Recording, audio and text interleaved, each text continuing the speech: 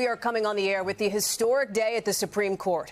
Crowds outside for major rulings on two controversial issues that could affect thousands across the country. The justices dealing a big blow to President Trump's immigration agenda, ruling he cannot ban automatic citizenship for babies born to undocumented immigrants in this country. That's a right that has been guaranteed under our Constitution for more than 150 years. And in a win for President Trump, the High Court deciding states can ban transgender athletes from competing in girls' and women's sports. The president's been pushing for a ban since the campaign trail. The reaction tonight? Intense, with new questions about what happens from here. Laura Jarrett starts us off with that landmark birthright decision. Tonight, the U.S. Supreme Court dealing a major blow to President Trump's immigration crackdown, striking down his controversial executive order that sought to ban automatic U.S. citizenship for babies born to undocumented immigrants. The president today slamming the court's decision as too bad for our country, while immigration advocates celebrated it. The fact is that if you're born here, you're an American citizen, period. The president has long railed against birthright citizenship enshrined in the 14th Amendment to the Constitution passed after the Civil War. This was not meant for Chinese millionaires to have their children become citizens of our country. This was meant, or other rich people, poor people. This was meant for the babies of slaves.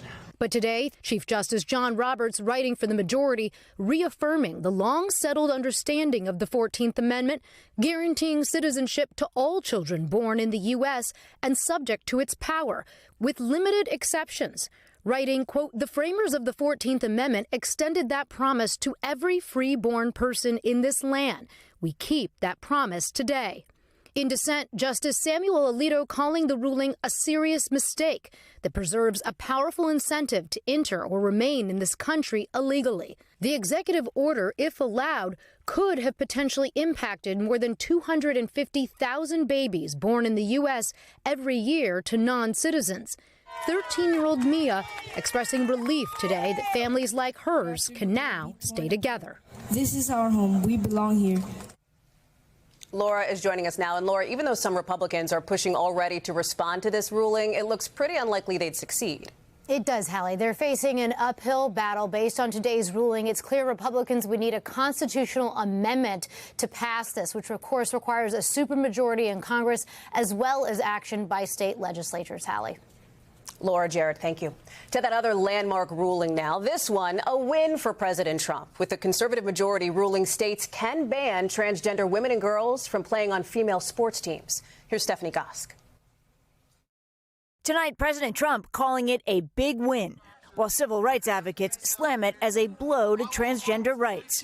The Supreme Court's conservative majority upholding state laws banning transgender girls and women from playing on female sports teams in public schools. Justice Brett Kavanaugh writing, allowing only biological females to play on women's and girls' teams can reduce the risk of physical injury and ensure fair competition. But the ACLU, representing the two transgender athletes in the case, calling the decision devastating. It's not just about winning trophies, it's about learning life lessons. 27 states currently ban transgender women and girls from participating in female sports, with an NBC News poll last year showing over 75% of Americans support those bans. Thank the Lord!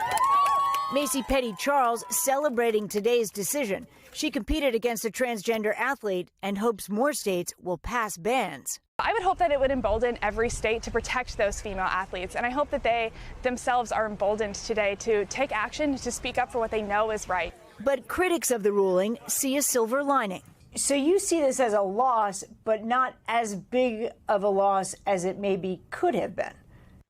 Absolutely. They didn't write a ticket, for the other side to claim that you can discriminate against transgender people in all other contexts. Stephanie is joining us now. And Steph, for states that do allow transgender athletes in women's sports, they can keep that in place, right? Yeah, Hallie, this Supreme Court decision does not compel them to change their laws, but there are already lawsuits in some of those places to try and force bans. Hallie?